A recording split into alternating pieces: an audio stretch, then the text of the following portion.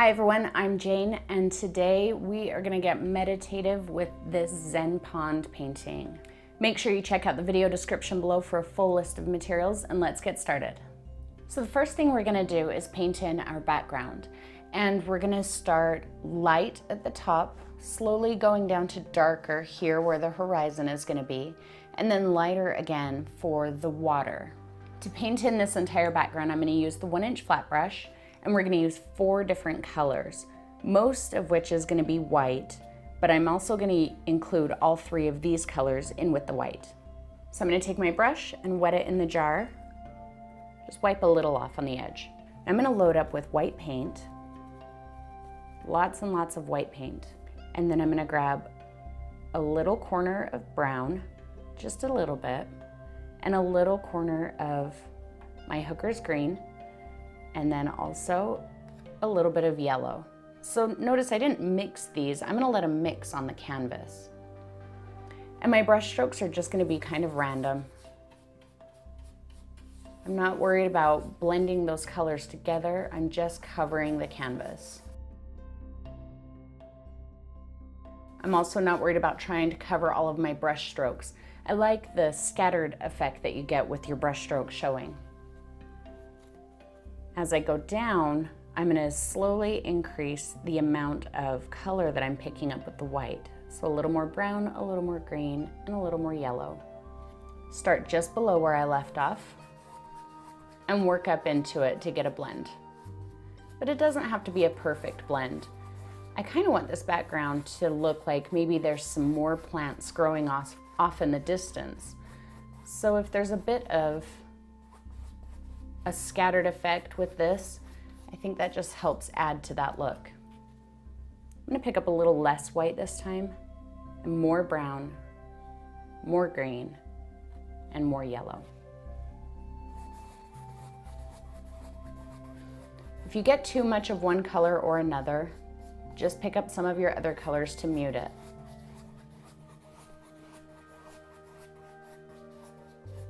Don't be afraid to go up into that last color.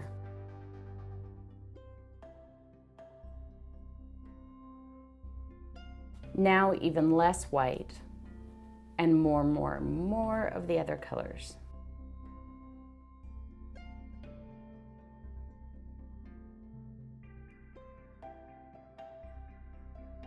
A lot of this background is going to be covered once we start adding the plants and everything.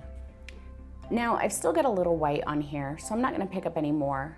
I'm going to grab some brown, some green, and some yellow. I'm going to do the same thing pretty much right here. Just get it on there. But then I'm going to go horizontally and just lightly blend it into those colors there.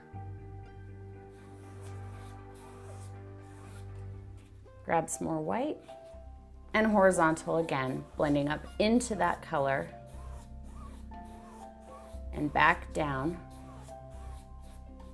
This is going to be the water with the reflections.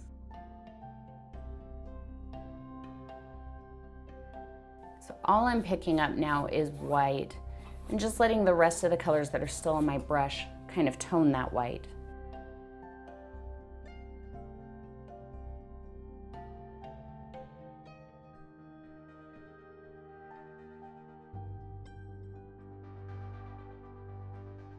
I think I actually want this part a little bit darker, so I'm just gonna grab some more brown, but I'm gonna grab a tiny bit of white so that it isn't quite so transparent. And I'm gonna use the edge of my brush and just go across that horizon a bit.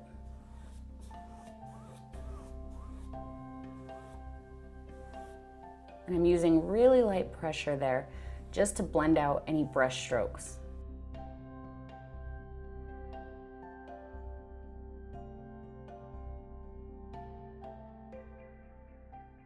Now the rest of this painting is going to be done with this round brush, and this is an old round brush that I have. It's very soft, and at some point it looks like I cut the tip of it off, so it doesn't have a point.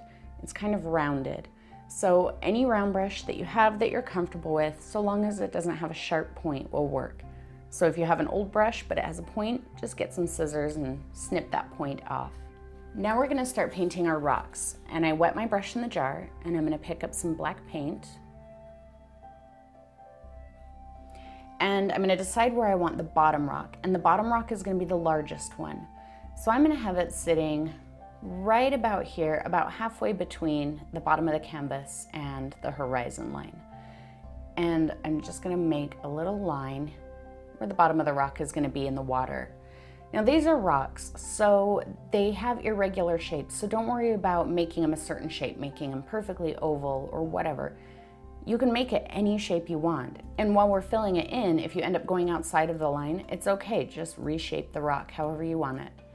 So with that in mind, and this bottom rock being the largest one, I'm just gonna start up here and kind of make a little bit of an irregular shape. I'm gonna keep the bottom fairly flat though, since it's gonna be on the water. You make it a little larger over there. About like that. And my background is still wet, so it's pulling those colors in, but I'm not gonna worry about that right now.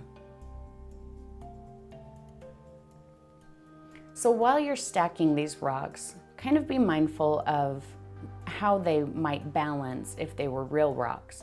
So I wouldn't just draw a rock over here and straight up there or scatter them all over the place. I'd look at them and try and visually balance them. So I've got a higher spot here. So I think that's where I'm gonna have my next rock be. And the bottom of this rock doesn't have to be real regular, but I just want it to touch the very top of that one. And it'll come up about like that. And maybe out there.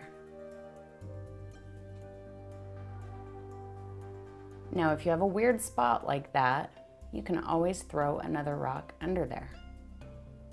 So I'm gonna put a little pebble in here, not perfectly circular. So it's maybe sitting on that.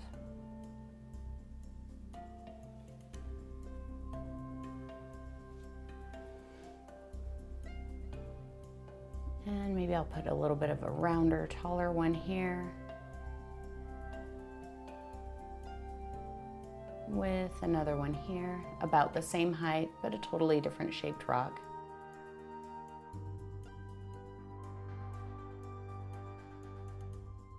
And as you go, once we start filling them in, if there's something you don't like, you can change it.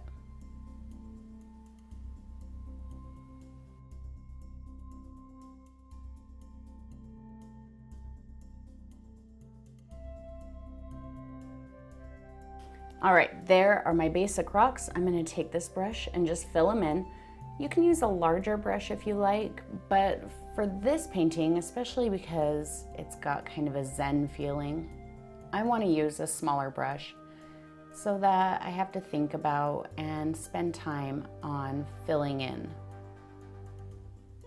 Almost meditative. Let this whole painting be really meditative for you. So don't get hung up on details, don't get frustrated for sure. Just think about everything you're doing while you do it and find your little zen space. Keep a little extra water on your brush if you're having a hard time getting the paint to fill in.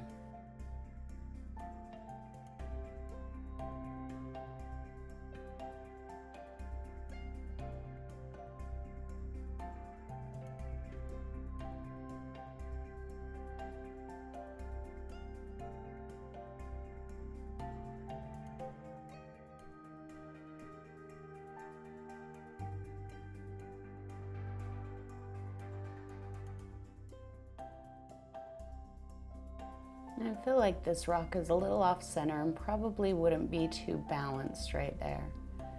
So I'm just gonna pull a little bit more of it over that way. Now, if it's easier for you to understand how to balance them by just doing the flat rocks, that's perfectly okay. I like the look of the different rocks stacked on top of each other. And I think I'm gonna bring this one out just a little bit.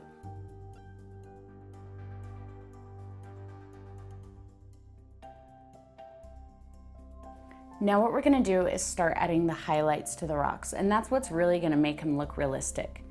So when you're adding the highlights, think about where your light source is coming from.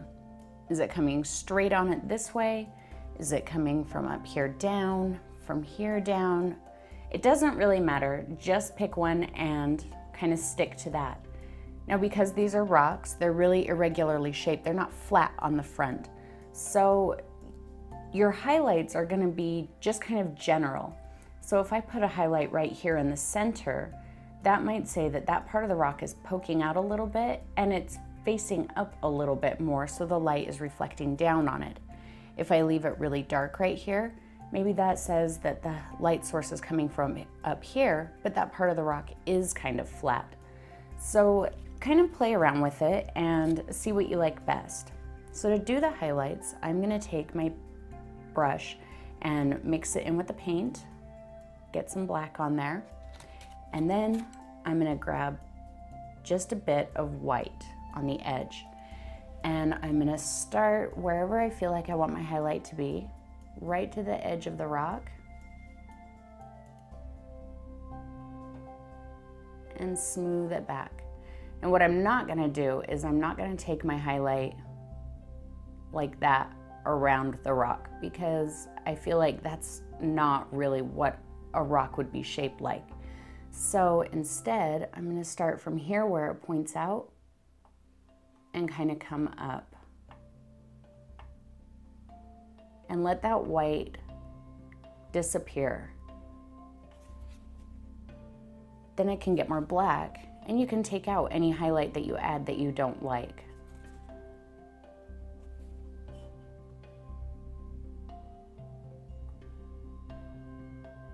I want it to stay fairly dark on the bottom here. And you can come back and add as many layers of highlights as you like. I think I am gonna put a little bit of a highlight right in here. I'm using super light pressure there. I'm not putting a lot of pressure and really streaking that paint in. I'm just kind of touching it to the wet paint, and then almost like I'm dusting it, just kind of streak it back.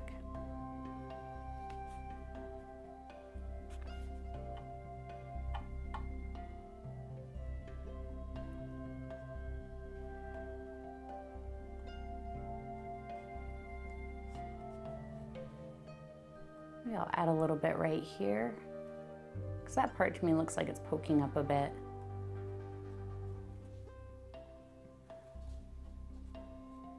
And your highlights don't have to be blended in perfectly. They can just stop. Maybe there's a sharp angle in the rock right there.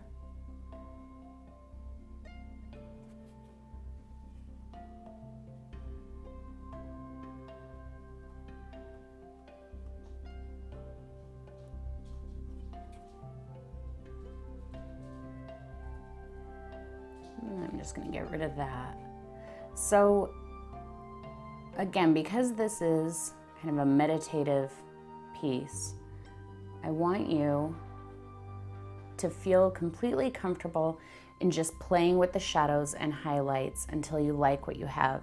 You're painting with black and white here, so you can do this as many times as you like. There's no reason that you have to settle for something you don't like.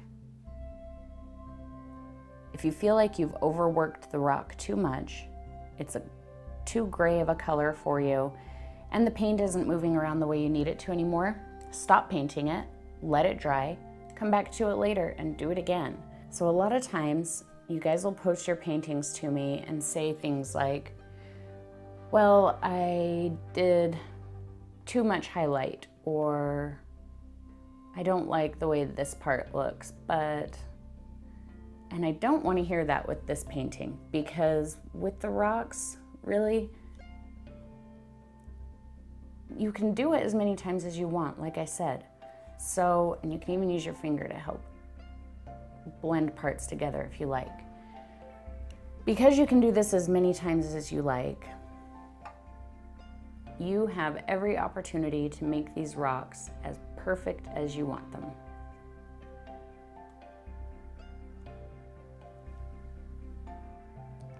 Because this one is underneath, I did add a little bit more of a dark shadow right at the very top of it.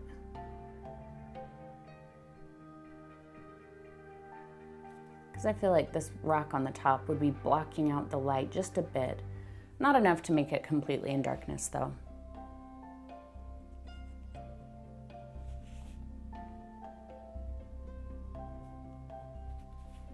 So find your Zen place and start highlighting these rocks.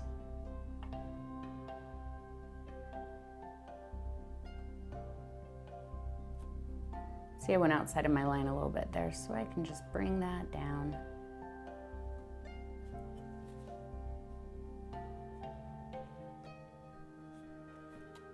Notice I'm not picking up a lot of white, but if I do, I can kick it back with some black if I pick up too much.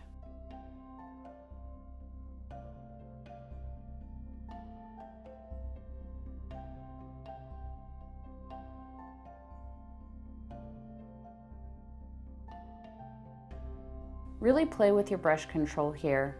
What happens when you push hard with the brush? What happens if you just dust over a line? Try out lots of different things. This is a great place for you to really experiment with different blending techniques, because they don't all have to be blended the same.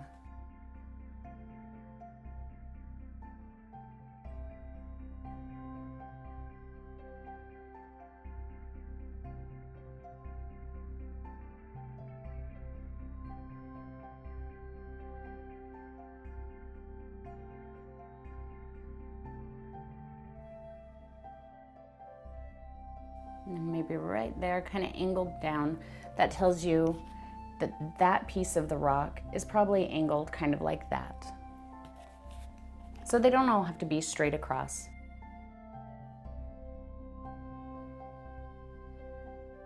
But maybe I do want a little more of a shadow here since there's another rock on top of it. So I know there's a lot of repetition in this painting. And so a lot of this video is going to be in time lapse, but I don't want that to affect how you are painting. I want you to seriously just be really calm, really purposeful.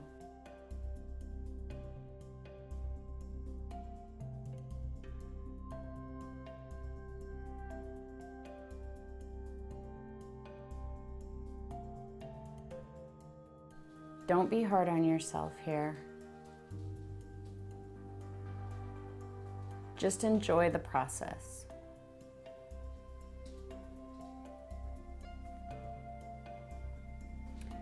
And sometimes when you're painting like this and you're up close to it, you may look at it and really hate what you see because you're seeing how the paint doesn't blend together, or you might look at it and think, oh wow, that looks really good. The paint is blended together really perfectly, but then you stand back at a distance and it doesn't have the look that you want. So what I want you to do if you feel unsure is stand back and look at it from a distance, or take a picture of it with your phone and look at the picture, because that really helps you decide what it actually looks like. So while I'm painting this, I've got the little preview screen on my camera turned around, and every little bit in the rock, I'll stop and I'll look at the preview screen, because seeing it in a different way helps me decide what I like and what I don't like about each rock.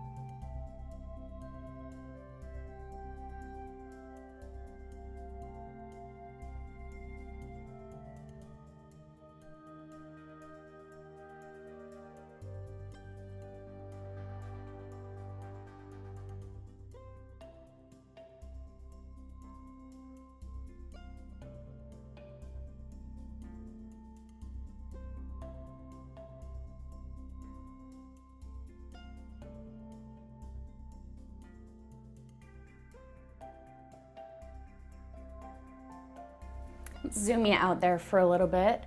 Now can you see how a little bit of the shadows and lights are starting to make the rocks look a little bit more realistic? Another thing that I notice while looking at this is right here, this rock has quite a bright highlight and the one above it has quite a dark low light. So when I look at it now at a distance, to me it looks like this rock is actually sitting on the ground behind this one. So how I can fix that is by darkening the shadow right here underneath where it touches that rock. So I'm going to get me a little bit of black. And I'm really going to darken that quite a bit there. I'm not going to lose all of the highlight underneath, but right there where this rock is sitting,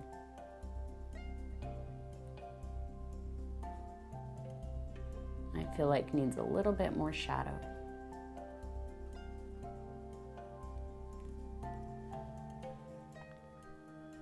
And then I can add my bright highlight again right in here. Now it looks like it's sitting on top of it a little bit more. So I think I'm actually going to do that to all of these. Is just darken the highlight right where it's touching the rock above.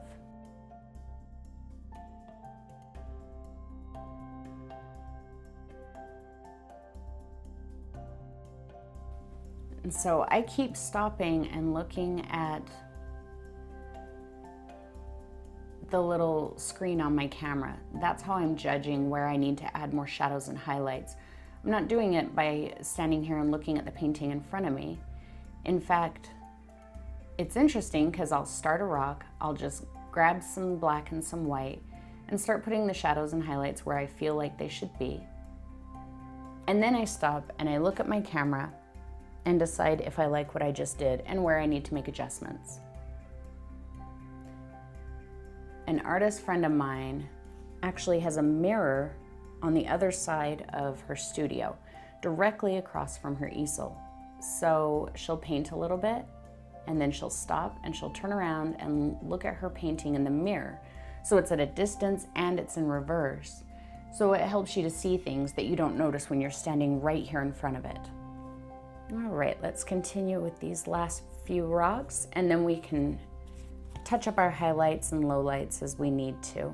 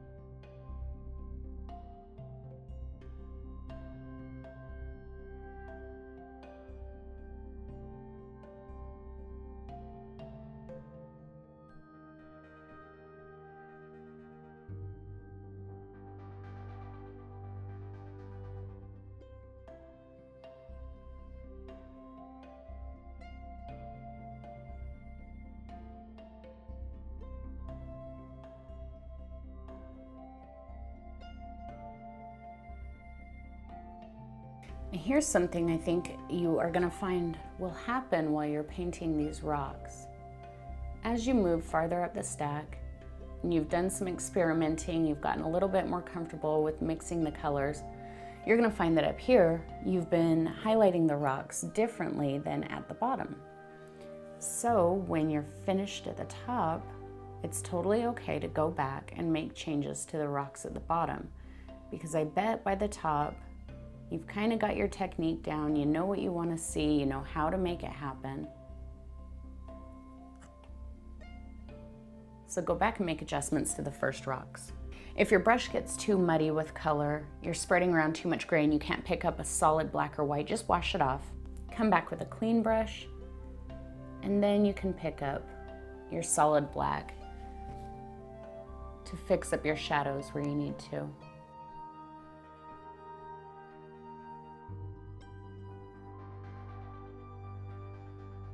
Now this rock is on the top. It doesn't have any rocks blocking its light source, so it can be highlighted quite a bit more.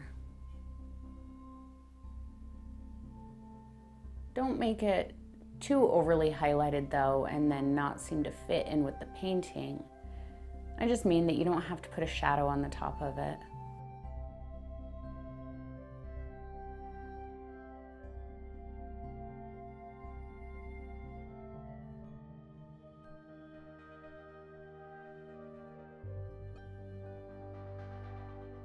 So I'm just going to go through now and touch up my highlights and shadows a bit, and then we'll move on.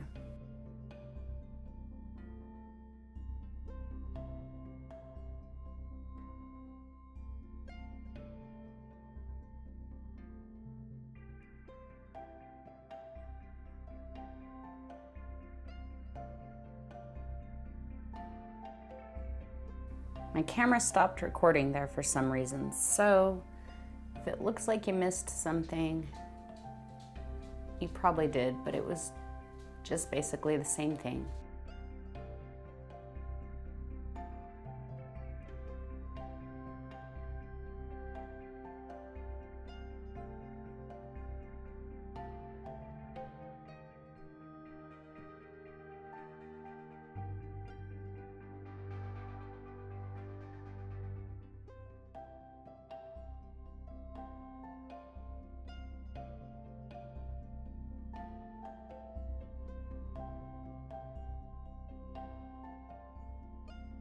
So I don't know if this helps or confuses you, but the way I'm applying the paint here for the highlights is almost like with the palette knife. So I've got a little bit of paint, and then I'm just kind of touching the paint, not so much the brush, touching the paint to the canvas and then streaking it rather than brushing it. So if you've done any of my palette knife videos and you've kind of gotten a feel for how to use the palette knife, that's really how I'm doing this here.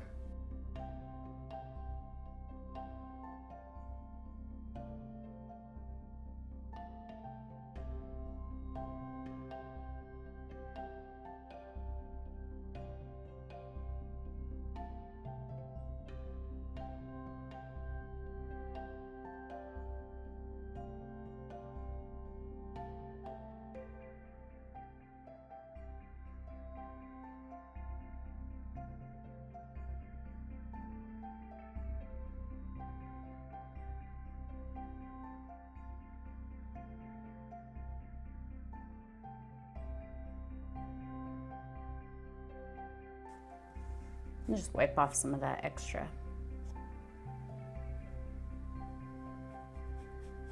So see, in here, this highlight really got away from me, but I'm not stressed out about it.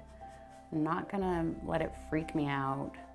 I'm just gonna keep messing with it until it does exactly what I want it to do. And that is exactly what I want you to do.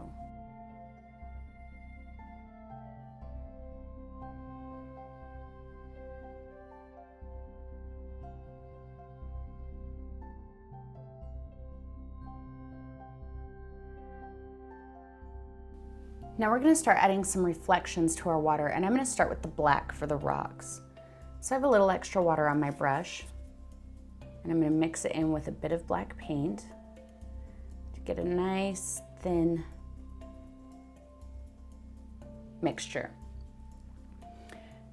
And I'm going to just use the very tip of the brush. I'm not going to make flat swipes, just the tip of the brush. And I'm going to start right here at the bottom of the rock. And I'm going to make my brush strokes as horizontal as possible. That is a little thin. You can tell it's kind of see-through, so that means that my paint is just too watery, not enough paint. So I'm just going to mix a little more paint in there. Now, if your brush strokes don't go perfectly horizontal, it'll just make it look like your water is maybe disturbed a little bit more. There's a little bit of a wave going through there.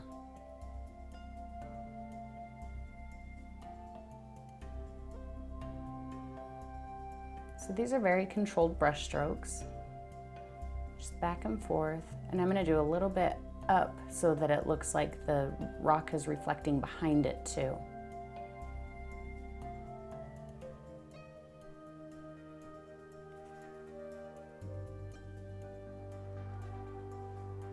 and bring it down a bit.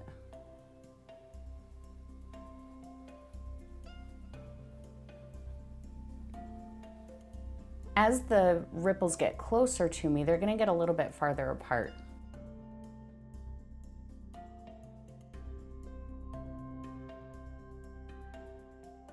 Don't be too overly concerned right here. If you end up putting on too much black, you can cover it up later. We're going to add more. I want the reflection to be pretty heavy right here under the rocks.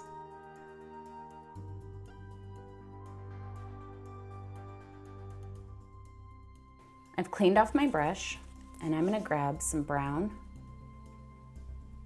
and some green, mix them together. Maybe just a hint of white in there.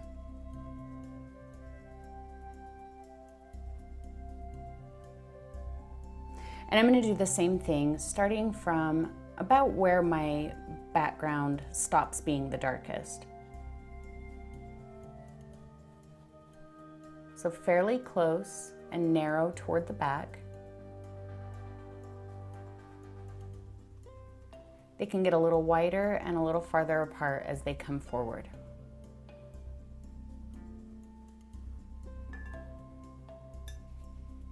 Remember to keep a little extra water on your brush so that your paint spreads nicely. And let this go over top of the black. Don't try to keep them separate.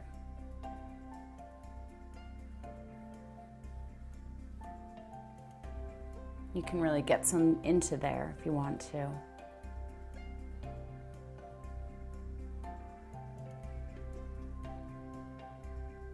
If your black is still a little wet and it's dragging too much into this color, just get your hair dryer,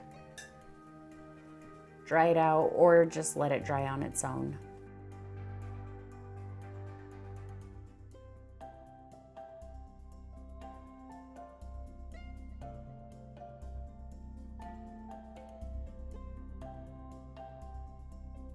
Now I'm just going to grab some white and add it to that mixture. Get a much lighter color. A little extra water. And I'm going to do the same thing. Now I'm not trying to cover all of that first background color. Some of it's going to poke out, and that's okay. That's what you want. You don't want to completely cover it, because that's going to help add to the ripple effect. Notice I'm not really taking this light color back here. I may add a bit of it here and there, but for right now I'm concentrating it mostly at the bottom, because this is the part that's reflecting the sky up at the top. See, remember when I told you not to worry about getting too much black? You definitely don't want to paint it all black, but adding these colors on top helps kick some of that black back a bit.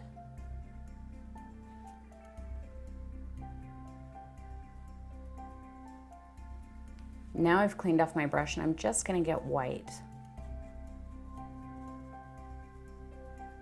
And very lightly, I'm just going to add a few more in here. This is pretty wet, the paint, so the white is going to be kind of transparent and the colors underneath it are going to show through. And that's what you want.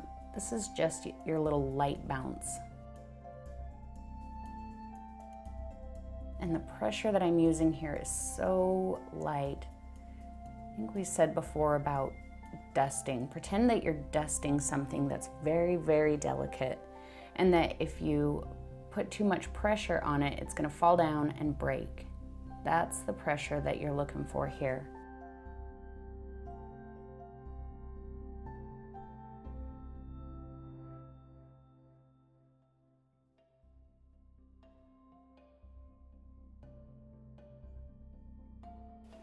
All right, I cleaned off my brush again, and now what we're gonna do is start adding the vines for the flowers that we're gonna add. So I'm gonna mix some brown and some green together. Don't be too worried about what this looks like here. all of this is going to be covered up. Mainly what you're doing is you're giving yourself a guide for where to put your flowers. So I just have a green-brown mixture. And I'm going to start at the top and pull a vine down. And as I go, I'm going to roll the brush back and forth, and that's going to help these be kind of twisty vines. Now, one of the mistakes that I made while I was practicing one of these was I brought my vines in really close all the way around here, and I thought that that looked really unnatural. So of course I want them shorter here because I don't want them covering up my rocks, and they can be longer over here. But just don't try and outline your rocks with the flowers. So just start wherever. I'm going to start up here and kind of twist as I go. I'm going to bring this one down pretty low.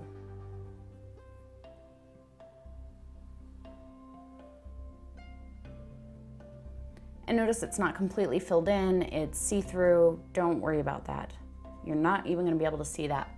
Now, as you start adding these vines, don't do them in a line. Don't start here and go here, here, here. You're going to end up with them spaced exactly apart all over the place, and you don't want to do that. So do them randomly. Start with one in one spot and move to another spot. And these can all be shaped differently. They can be different lengths. They can cross in front of each other.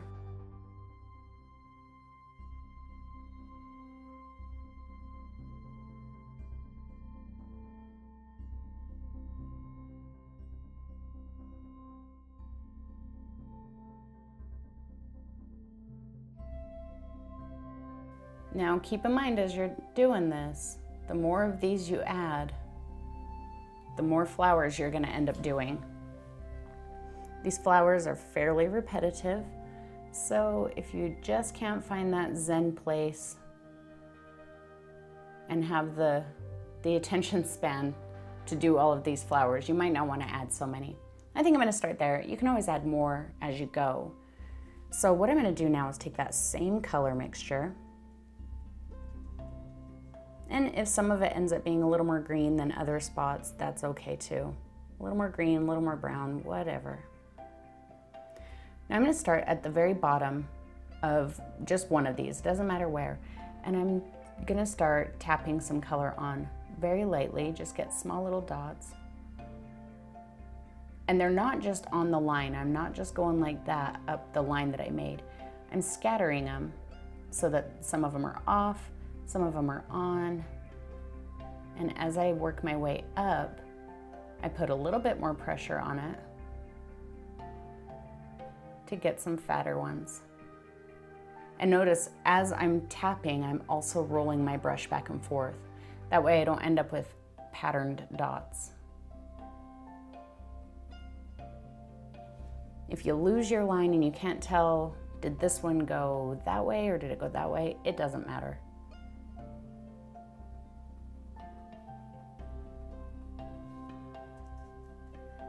Up here at the top, I'm going to put quite a bit of pressure and get some nice fat blobs at the very, very top.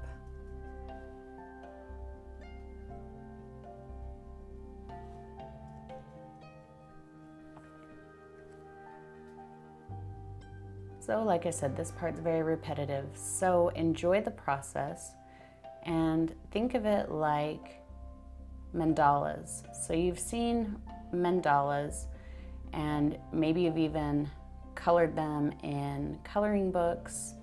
And so you know that they're very repetitive shapes, very small details sometimes, and it's a lot of the same thing over and over. So rather than trying to make yourself crazy drawing mandalas and getting perfect proportions, just let these little dots kind of be that meditation part for you.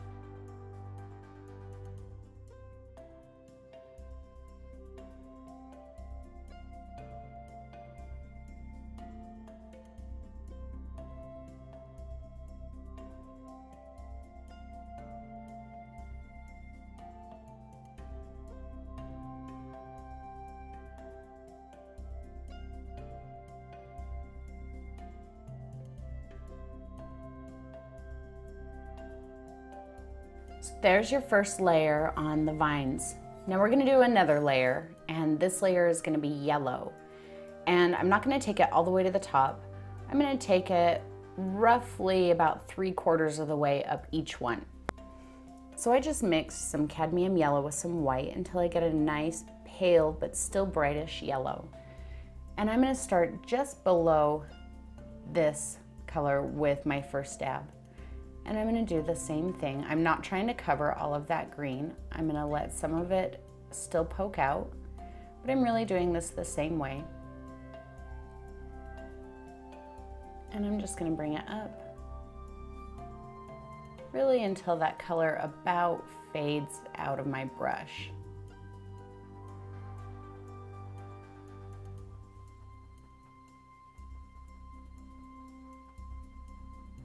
And it doesn't matter where your stem went. If you lost your stem, that's okay. Make sure you're not doing it in a perfect line. It kind of felt like I had a little bit of a line there up the side. So find that zen place again and do this color.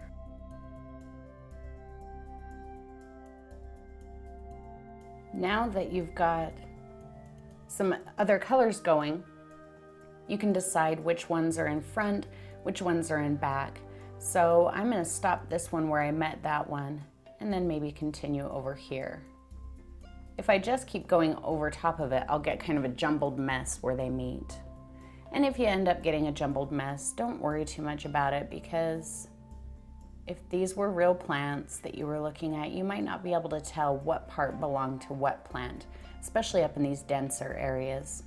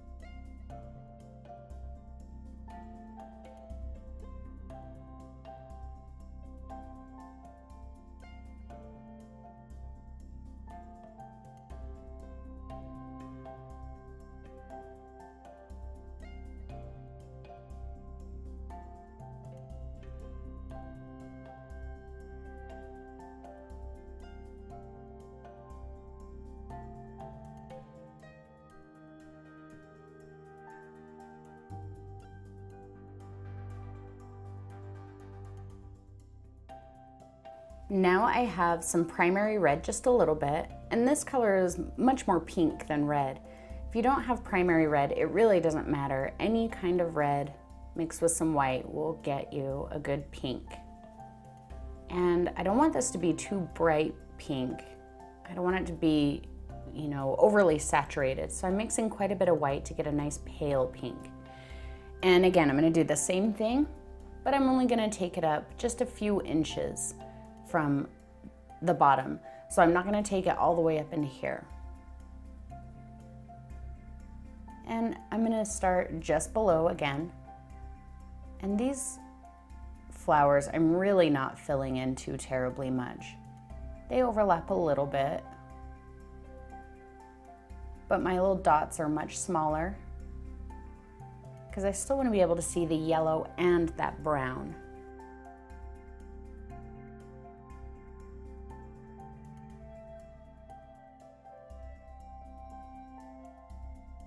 And then just kind of let the color trail off. Don't stop it, just let it trail off.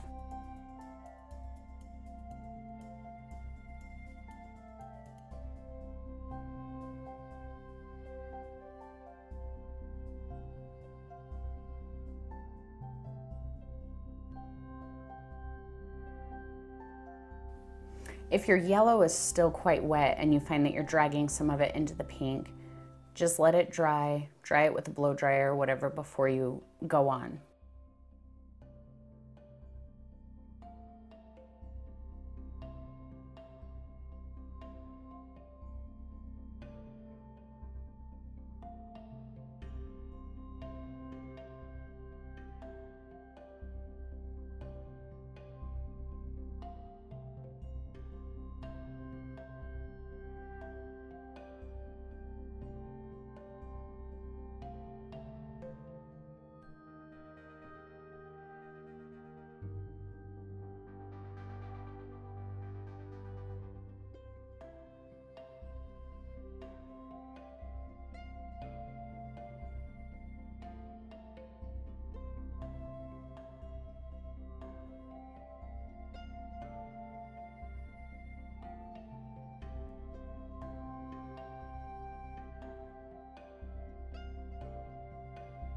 one more little layer of color, and this one is not going to take as long.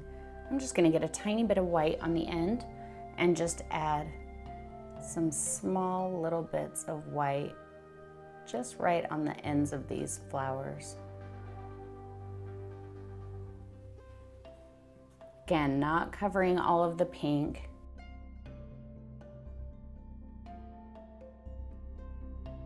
And letting the white trail off, just like we let the pink and the yellow trail off.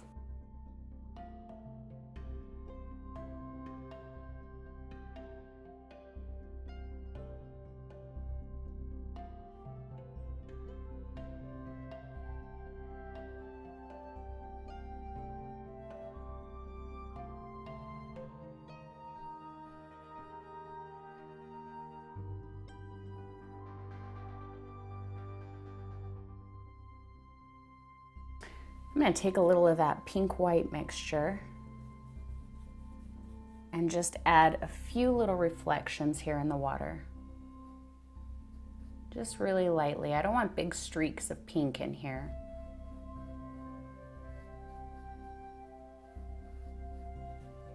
Just a hint of the color.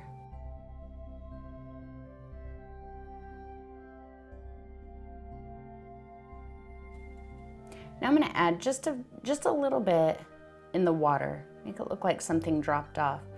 So I'm just going to take my green brown and just kind of make a piece about like that.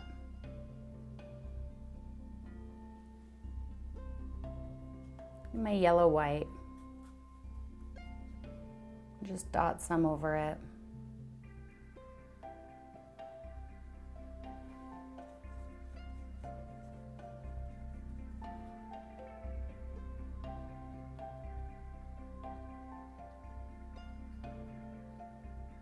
Just a few here and there.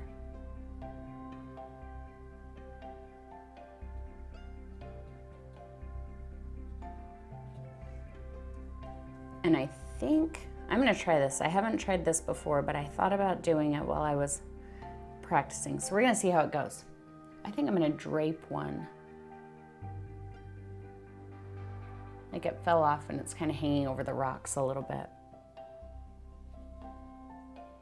So we'll see how it goes. If this looks terrible, then you know what not to do when you're doing it.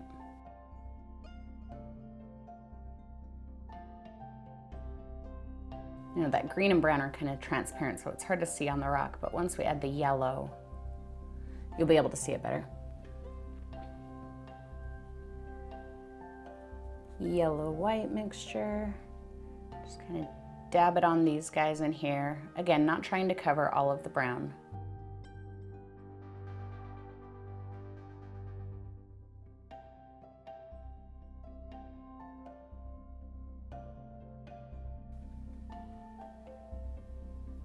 Not all of these have to have the pink on them.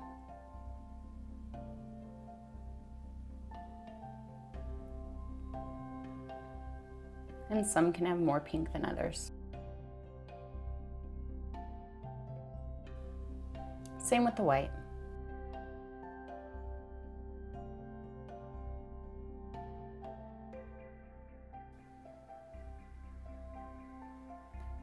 Then I think I'm going to add just a tiny bit more highlight underneath each of the flowers in the water.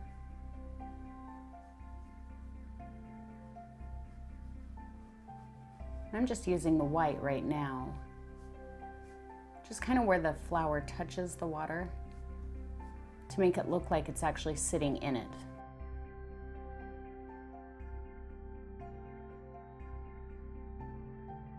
So I am overlapping the bottom edge of the flower a bit.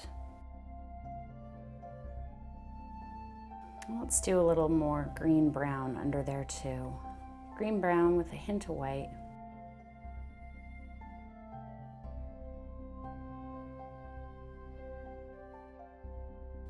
And there's your Zen Pond painting. Make sure you check out my Facebook page. There's a link in the description below, or you can just search for Painting with Jane. I would love to see your version of this painting as well, or just a painting that you come up with using any of the techniques that I showed you here. If you like this painting, please make sure that you like, comment, and subscribe, and share it with your friends so that they can enjoy painting as well. Thank you as always for watching, everyone, and I'll see you next time.